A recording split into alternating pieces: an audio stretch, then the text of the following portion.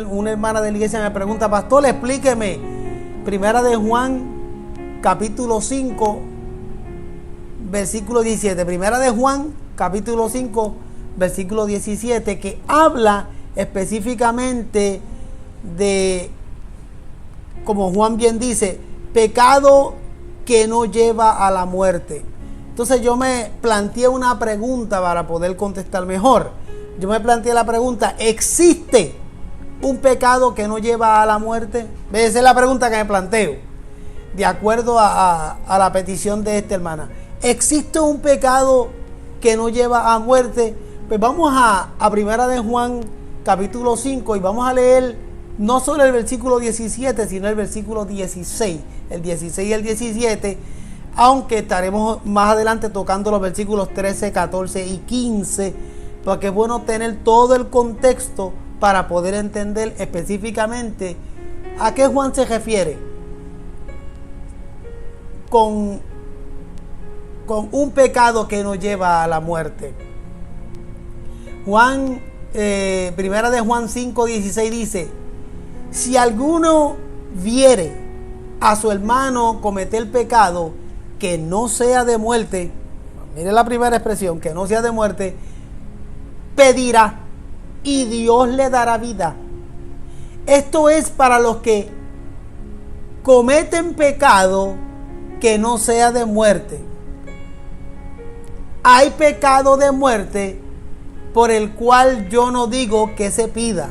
O sea que en este versículo vemos dos veces a Juan diciendo: si alguno viera a su hermano cometer pecado que no sea de muerte. Esta es la primera expresión. Esto es para los que cometen pecado. Mira cómo dice: cometen pecado que no sea de muerte. Ahí está la segunda expresión de Juan diciendo y enfatizando en el hecho de pecado que no es de muerte. Y después concluye diciendo: hay pecado de muerte por el cual yo no digo que se pida. Ahora vamos al versículo 17. El versículo 17 dice: toda injusticia es pecado. Toda injusticia es pecado. Entiendes, todo lo que no es justo delante de los ojos de Dios es pecado. Pero vuelve y recalca: pero hay pecado no de muerte. Entonces en el versículo 17 vuelve a recalcar lo mismo que la que vimos en el versículo 16, las primeras dos expresiones. Insiste en que hay pecado no de muerte. Óigame bien, hermanos, amigos que me escuchan y la iglesia del Señor. Hay textos bíblicos en la Biblia y hay pasajes bíblicos, naturalmente, si son bíblicos son de la Biblia, naturalmente, que son un desafío para nosotros los pastores, predicadores y estudiantes de Dios. Yo soy estudiante de Biblia todavía, que nos cuesta explicar. Y precisamente Primera de Juan 5, 16 y 17 son esos versículos que se convierten en un desafío, que son complicados, difíciles de explicar de manera sencilla que todo el mundo puede entender, porque así tienen sus explicaciones un poquito complejas, pero a mí me gusta explicar de una manera que sea simple y que todo el mundo pueda entenderlo y lo pueda digerir y pueda comprenderlo. Pero estos textos representan un desafío. Primera de Juan 5:16 es uno de esos versículos bien difíciles de explicar, de interpretar, de poder transmitir y que la gente pueda entenderlo. Pero entonces tendremos que primero preguntarnos, antes de llegar al punto, tenemos que primero preguntarnos: ¿a quién Juan le escribe? Primera de Juan. Juan tiene 3 cartas, primera y segunda y tercera de Juan. Y esa primera carta que Juan escribe, ¿a quién Juan se la dirige? ¿A quién Juan le escribe? Esta primera epístola que Juan escribe es una carta que va dirigida o destinada a la comunidad de fe o a los creyentes que están en Asia. O sea, va dirigida a creyentes, a cristianos, a la comunidad de fe que está en Asia.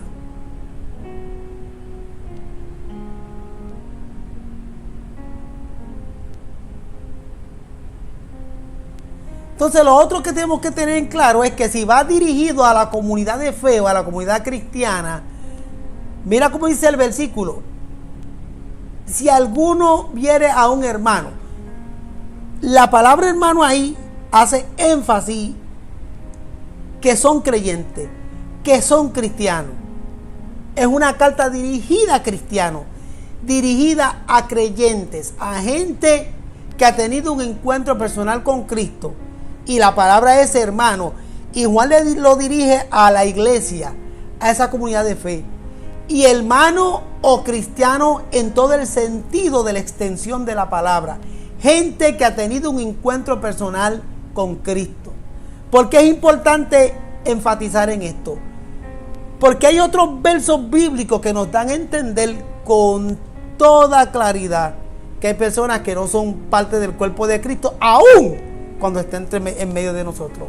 Juan escribe esta epístola para advertirle a los cristianos. Juan escribe para advertirle a esta comunidad de fe que se han levantado falsos maestros. Si usted va al capítulo 2, versículo 18, usted va a darse cuenta que Juan dice, mira, hay falsos maestros que él también les hace llamar anticristos, que se han levantado dentro de la iglesia. Y estos falsos maestros estaban negando que Jesús había venido en carne. Si usted lee el capítulo 2 de Primera de Juan, usted se va a dar cuenta en el versículo 18, versículo 22, o todo ese capítulo. Si va al capítulo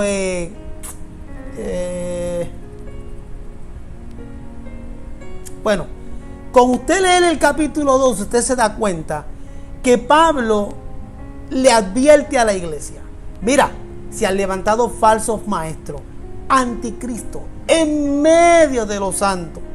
Y él les advierte sobre estos creyentes. Y una de las cosas que ellos postulaban era que no creían o negaban que Jesús había venido en carne. Y hay gente que todavía siguen en esa actitud, siguen negando que Jesucristo ha venido en carne. Y eso es terrible. Primera de Juan 2:19 dice, mira lo que dice Primera de Juan 2:19: salieron de nosotros, pero no eran de nosotros. En la comunidad de fe hay personas que no son realmente creyentes o que no son hermanos en Cristo. Mira como Juan 2:19, Primera de Juan 2:19 dice: salieron de nosotros, haciendo referencia a algunos que se fueron, pero no eran de nosotros, porque si hubiesen sido de nosotros, habrían permanecido con vosotros. Pero salieron para que se manifieste que no todos son de nosotros. Salieron para que se manifieste que no todos son de nosotros. Si usted va a Mateo capítulo 7, los versículos 23, los versículos 21 al 23, mira lo que dice Mateo: no todo el que me dice Señor, Señor entrará al reino de los cielos, sino el que hace la voluntad de mi Padre que esté en los cielos. Muchos me dirán en aquel día: Señor, en tu nombre no profetizamos, en tu nombre, y en tu nombre no echamos fuera demonios, y en tu nombre hicimos muchos milagros. Y él les responde, y Jesús les responde: entonces les declararé, nunca os conocí, apartados de mí, hacedores de maldad. Si ustedes van o sea, con esos dos, hay más versículos, pero con esos dos, lo que quiero es que a ustedes les conste que en medio de los santos, en medio del pueblo del Señor, en medio de la iglesia, se van a levantar falsos maestros. Y hay quienes, aun cuando están en medio nuestro, no son de los nuestros, no son hermanos en Cristo, no son hermanos en la fe. Y Juan le escribe a la iglesia, a los hermanos en la fe, a los cristianos: Pero entiéndase por cristianos y hermanos en la fe, aquellos que han tenido un encuentro personal con Cristo. Entonces la otra pregunta que tenemos que hacernos, que es un pecado de muerte, para poder entender el hecho de que hay pecados que no son de muerte, como dice el versículo 16 y el 17. ¿Qué es el pecado de muerte? Escuche bien. Hay 4 puntos aquí importantes. ¿Qué es el pecado de muerte? Mira, el pecado de muerte, número 1, es el pecado deliberado. Cuando yo hablo de pecado deliberado, estoy hablando de intencionado, hecho a propósito. Hay personas que pecan de manera deliberada, a propósito. Eso es un pecado de muerte. Y ese pecado lo está cometiendo una persona que no ama al Señor, aun cuando reclame amarle, porque lo está haciendo intencionalmente, deliberadamente, a propósito. Y eso es pecado de muerte. O sea, ¿qué es lo que se va a morir? Su alma, ¿sabe? Se va a perder por la eternidad, porque está cometiendo pecado deliberado, intencionado, a propósito. Número 2, el pecado de muerte es un pecado consciente. Cuando hablamos de consciente, hay una diferencia un poquito pequeña, pero hay una diferencia cuando hablo de deliberado y consciente. Una persona que comete un pecado de muerte está cometiendo un pecado consciente, y consciente implica que se da cuenta de lo que está haciendo. Se da cuenta de lo que está haciendo. Eso es un pecado de muerte. Deliberado, intencional, a propósito y consciente, se da cuenta de ello. Se da cuenta de lo que está haciendo. Pero hay algo más. Número 3, el otro punto. El pecado de muerte también hace referencia al pecado continuo. ¿Qué es el pecado continuo? O sea, un pecado que se extiende sin interrupción. La persona peca de manera continua, ininterrumpido. Por eso es pecado de muerte. Deliberado, intencionado, a propósito, consciente porque se da cuenta de ello, y consciente, y continuo porque se extiende de manera ininterrumpida. Por último, cuando hablamos de pecado de muerte, estamos hablando de aquellos pecados que están faltos de arrepentimiento. Falto de arrepentimiento. Falto de arrepentimiento implica que no se corrige. Cuando hablamos de arrepentimiento, estamos hablando de un about face. Cuando una persona se arrepiente, le da la espalda al pecado y mira al Señor. Se arrepiente completamente, da la espalda al pecado y mira al Señor. Y el pecado de muerte es un pecado que está falto de arrepentimiento. O sea, no se corrige. No hay corrección. La persona no le interesa arrepentirse delante del Señor por lo que está haciendo. Y eso es un pecado de muerte. Tenga presente a quién Juan le escribe a una comunidad de fe, a los hermanos, a los creyentes. Y hemos hablado de lo que es el pecado de muerte y qué implica. Ahora bien, según Primera de Pedro, capítulo 1:16, ¿a qué Dios llamó a su pueblo? A nosotros, a los creyentes. Que eso es un tema que hoy en día no se quiere tocar casi. Y nosotros como iglesia debemos de tocarlo. De hecho, nosotros como iglesia aliancista, uno de nuestros postulados es que nosotros predicamos un Cristo que santifica. Dios, según Primera de Pedro 1:16, Dios nos ha llamado a santificación, a vivir una vida de santidad. Cuando un creyente mira los pies de Cristo, cuando una persona se encuentra y tiene un encuentro personal con Cristo, inmediatamente la vida de Cristo, la simiente de la vida nueva en Cristo está sembrada en su corazón, y de ahí en adelante comienza un proceso de crecimiento paulatino, pero un proceso de crecimiento que gracias a las disciplinas espirituales que Él se alimenta de esas disciplinas espirituales, Él se va alejando de lo que Dios no agrada y va santificando su vida. Porque Dios nos ha llamado a santificación. Hoy en día hay un evangelio nuevo por ahí que se aleja de la santificación. Hay un evangelio nuevo por ahí que no es de Dios. Un evangelio, como dice la Biblia, que le llaman a lo bueno malo y a lo malo bueno. Han tergiversado todo. Y Dios nos ha llamado a santificación. ¿Está bien? Yo no estoy hablando de lo que sus ojos ven. Estoy hablando de lo que sus ojos no pueden ver. El Señor nos santifica a nosotros en nuestro espíritu y en nuestra alma.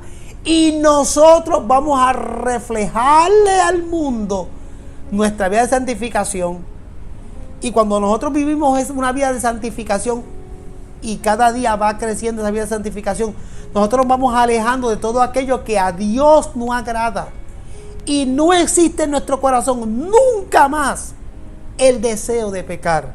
Ya no vamos a pecar deliberadamente, conscientemente, continuamente y sin arrepentirnos. No, eso ya no va a ocurrir. ¿Por qué? Porque Dios, hemos tenido un encuentro personal con Cristo y Dios nos ha llamado a santificación. Y cuando uno tiene un encuentro personal con Cristo, lo normal es que nosotros comencemos a crecer en el Señor. Ahora, nosotros como creyentes igual pecamos. Dios nos llama a santificación, pero Dios también nos corrige cuando pecamos. Y ahí es que está el punto. Dios nos corrige cuando pecamos, porque aun cuando le hemos entregado nuestra vida a Cristo y hemos tenido un encuentro personal con Cristo y estamos creciendo en santificación, aún así, mientras estemos en este cuerpo de naturaleza pecaminosa, vamos a pecar. Y el Señor nos llama a santificación y nos corrige cuando pecamos. Pero esa corrección del Señor por nuestro pecado no es una corrección dentro del sentido o en el contexto de que nosotros vamos a perder la salvación y vamos a estar eternamente separados de Dios. No. Eso también se predica mal y se enseña mal.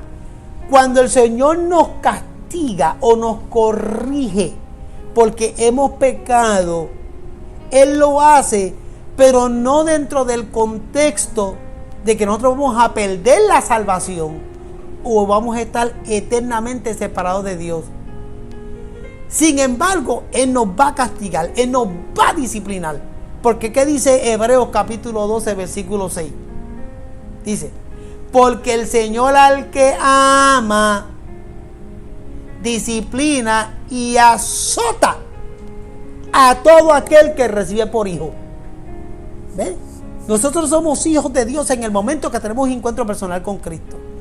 Y Él nos ama.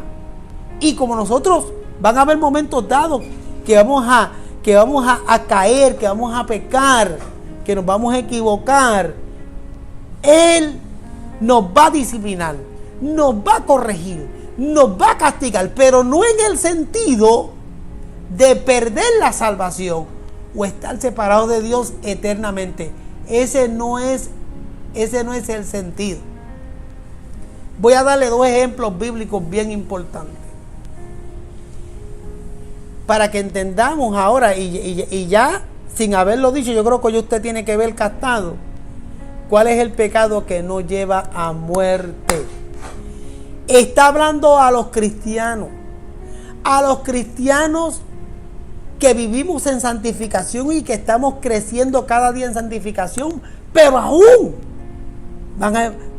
muchas veces pecamos y nos equivocamos y el Señor nos castiga y nos disciplina, pero ese pecado que hemos cometido lo que lleva es castigo y lleva disciplina, pero no es de muerte. No es un pecado que nos va a separar de Dios o nos va a llevar a perder la salvación. lo captaron, lo entendieron, como decimos los puertorriqueños, le cogieron el piso. Nosotros pecamos porque estamos en naturaleza pecaminosa. Pero cuando pecamos no es un pecado que nos va a llevar a perder la salvación, como muchos postulan, mentira. O que nos va a separar eternamente de Dios.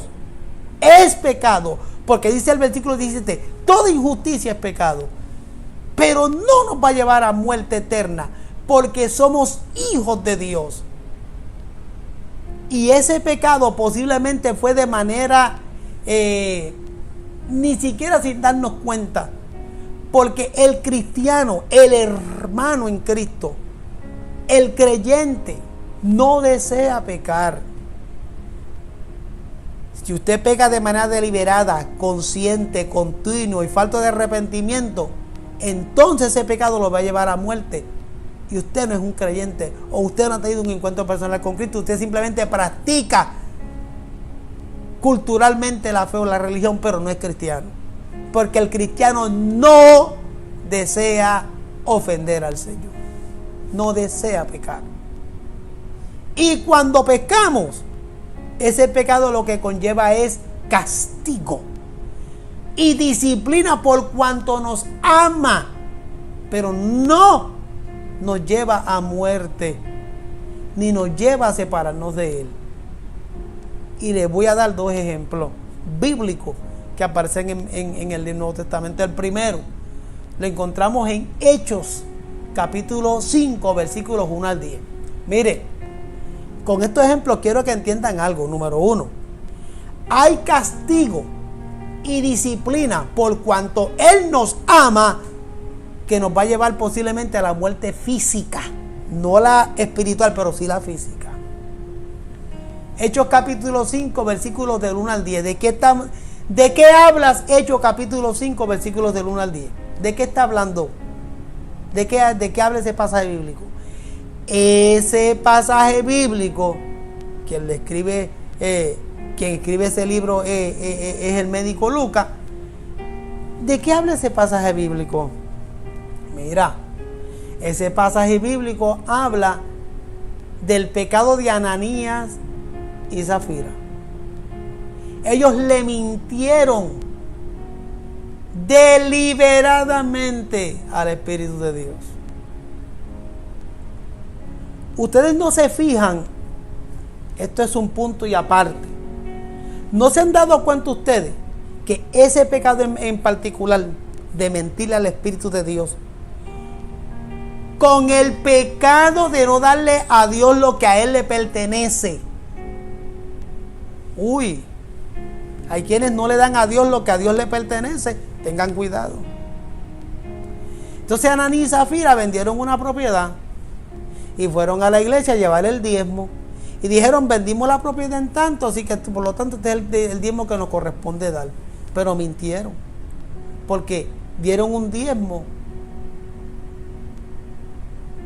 diferente a lo que realmente fue la venta de la propiedad. Y le mintieron al Espíritu del Señor.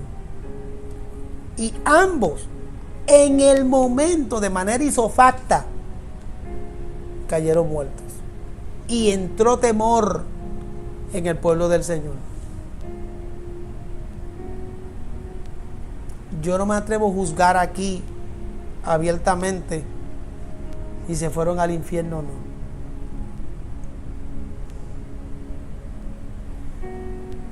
Yo quiero pensar, de acuerdo a lo que leo en la Biblia, que esos dos creyentes, por alguna razón, porque muchos creyentes pecan de lo mismo.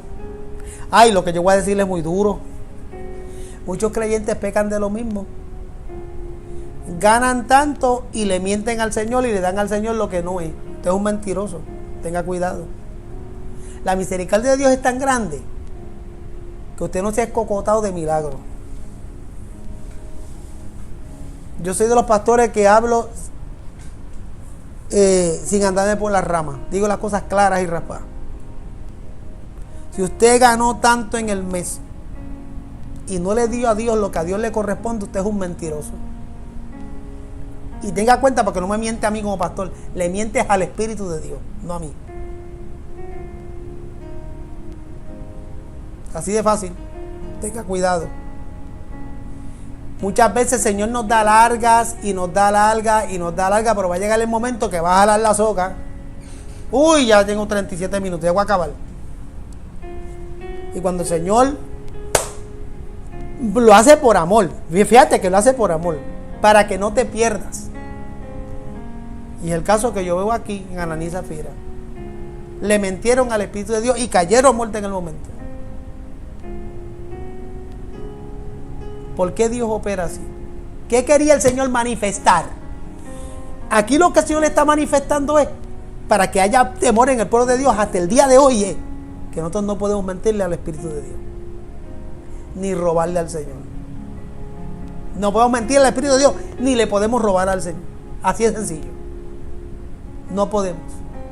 Pero el Señor todo lo sabe. Y si ese es tu caso, su misericordia todavía se está extendiendo a tu vida. Pero ten cuidado. Porque el Señor, por amor,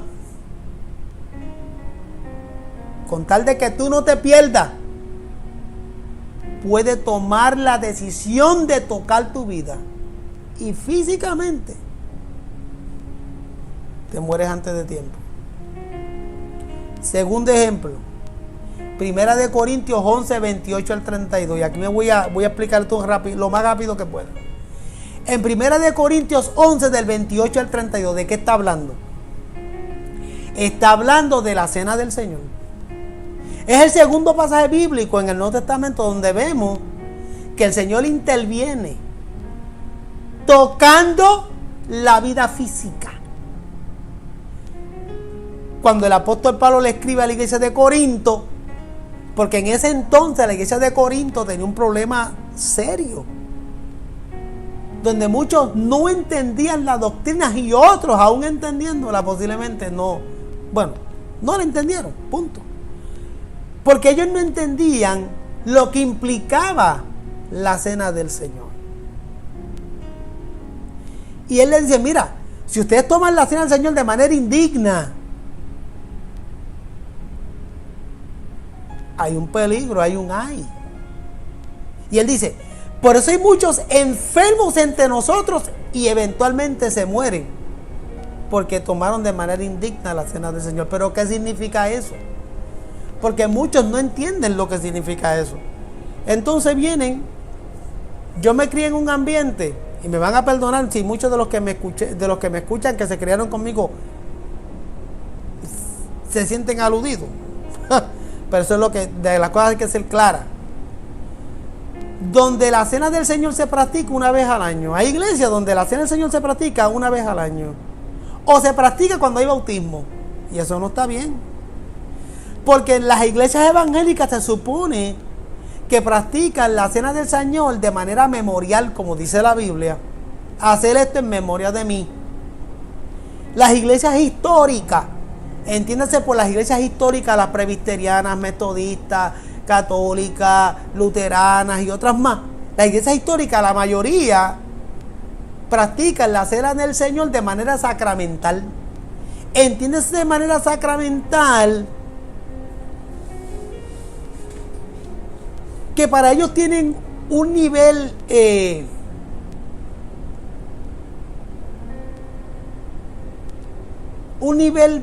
tan grande. Mira, de esa manera sacramental implica para muchos de estas iglesias históricas que si usted ni siquiera le confiesa el pecado a su líder espiritual, usted no puede participar de la cena del Señor.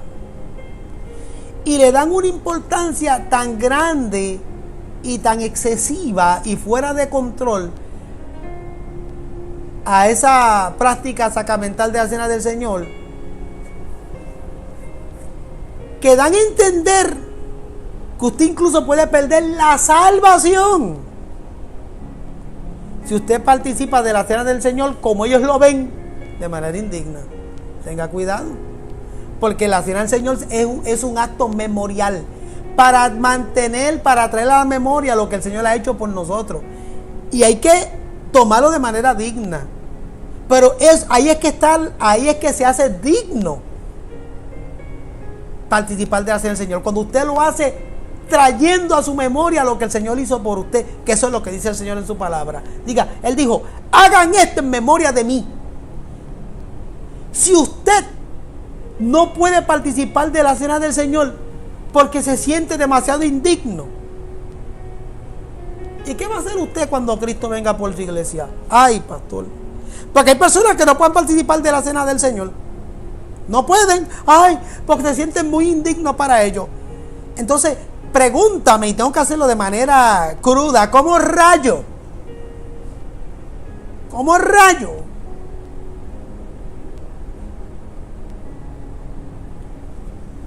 Tú esperas que el Señor te levante en el rapto. Porque por lo menos la cena del Señor de antemano, el pastor lo anuncia. El mes que viene o el domingo que viene hay Santa Cena. Pero el día del Señor nadie sabe la hora. Nadie la sabe.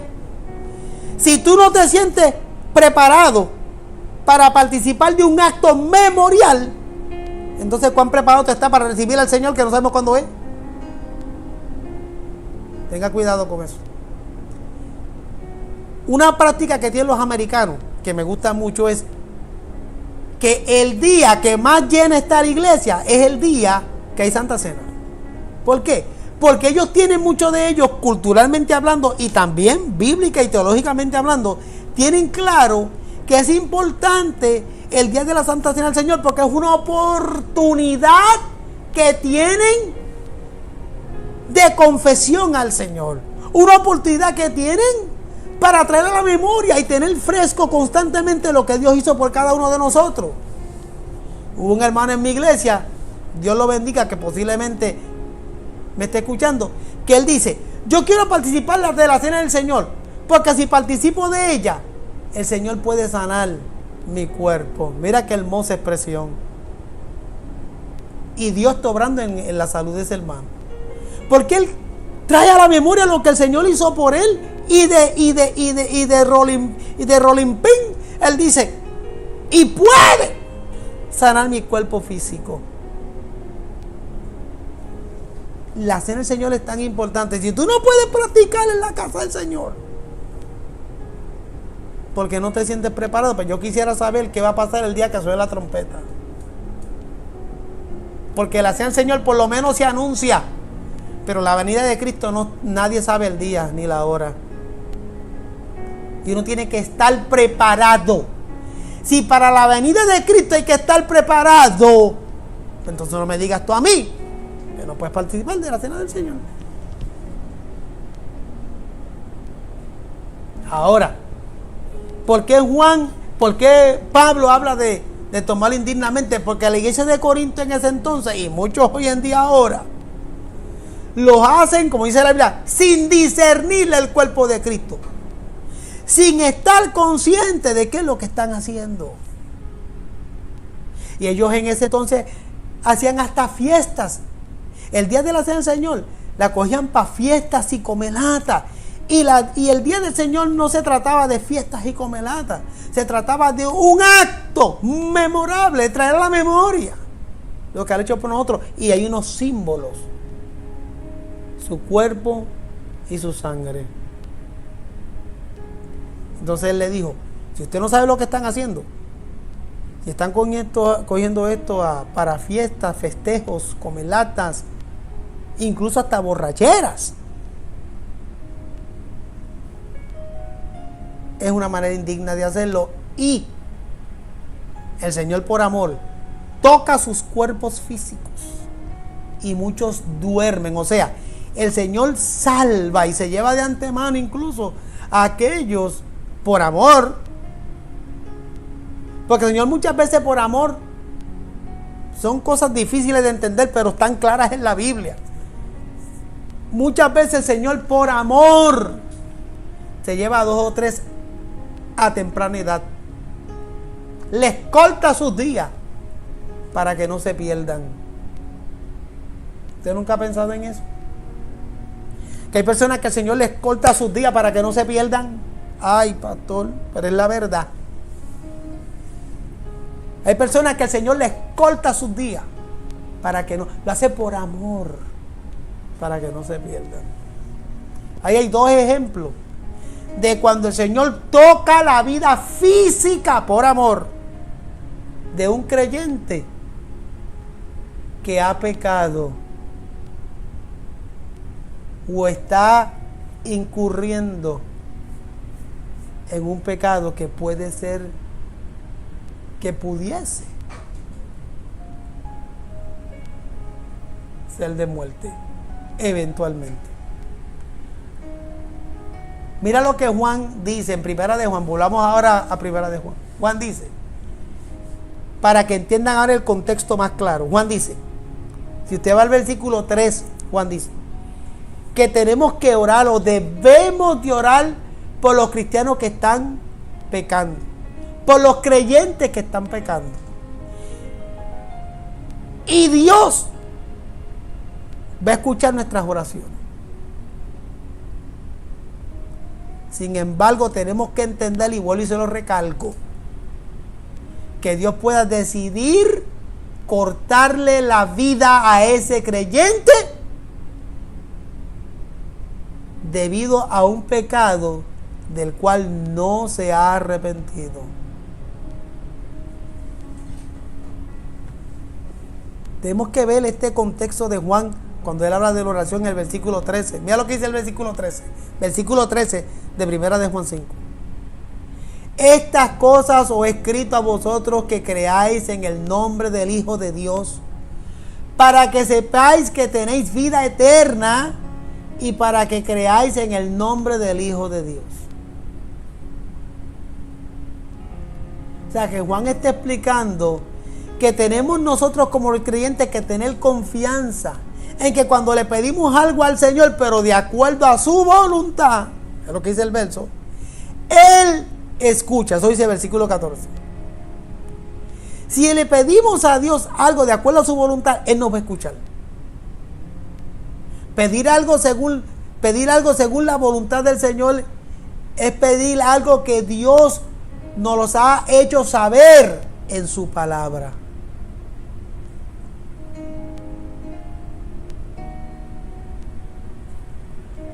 O sea que la diferencia que Juan establece entre el pecado que no es de muerte y el pecado que sí es de muerte es una demostración clara y contundente también que hay peticiones que no están de acuerdo a la voluntad de Dios y por lo tanto hay peticiones que el creyente no debería esperar ni siquiera que Dios se la conceda. Explico eso rapidito. Se está infiltrando dentro del cuerpo del Señor, dentro de la iglesia, la idea, ya hay muchos concilios aceptando la idea de que pueden haber pastores y o pastoras, aun cuando no estoy de acuerdo, que puedan tener una orientación sexual distinta a la que ellos fueron nacidos y los ordenan pastores y pastoras.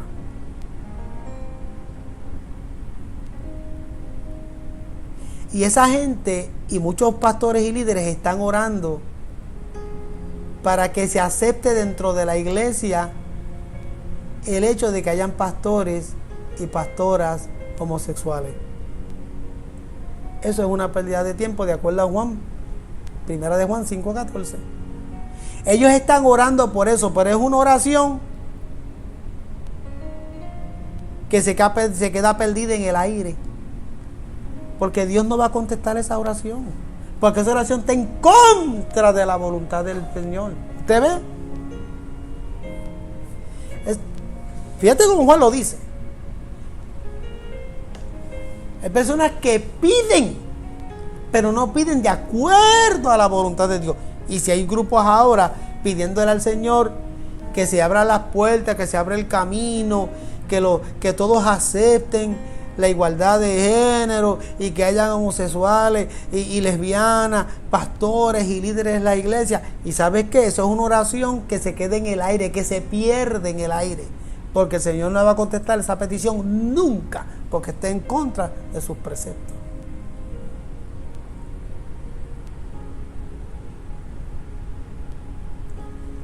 Concluyo y redondeo. Usted ve ahora, el pecado que no es de muerte es aquel pecado que un creyente en Cristo, por culpa de su naturaleza pecaminosa, no deliberadamente, no conscientemente, no constantemente, no por falta de arrepentimiento comete. El salmista dijo: ve si hay en mí caminos de perversidad. El salmista dijo: líbrame de los pecados que me son ocultos. Y usted como creyente y yo como creyente, todos los días le pedimos perdón a Dios y nos humillamos y nos arrepentimos porque pecamos. Y no es nuestro deseo, ni es nuestra intención, ni lo queremos hacer. Y ese tipo de pecado no nos va a llevar a separación de salvación, no nos va a llevar a muerte eterna. Hermano, nosotros no sabemos el día ni la hora en que Cristo venga. Y cuando Cristo venga por su pueblo, nosotros seremos arrebatados. Pero como nosotros no sabemos ni el día ni la hora, nosotros podemos en cualquier momento pecar. Y si el Señor de repente viene, nos va a levantar, porque ese pecado que ocurrió de momento, o en ese mero momento, no era un pecado de muerte. Fue un creyente que se equivocó, que pecó, no de manera deliberada, no de manera consciente, no de manera constante, no por falta de arrepentimiento, porque mira, el creyente verdadero, el hermano en Cristo, cuando peca y cae en cuenta de que pecó, se siente mal. El Espíritu Santo, mira lo que dice la Biblia, el Espíritu Santo lo redarguye, le señala, le muestra, le hace ver. Por eso es que se siente como culpable, porque es una obra del Señor en él. Le hiciste mal, la regaste, pecaste. Eso no te va a separar de mí eternamente. Eso no te va a llevar a la muerte espiritual. Lo que sí puede acarrear es castigo y disciplina.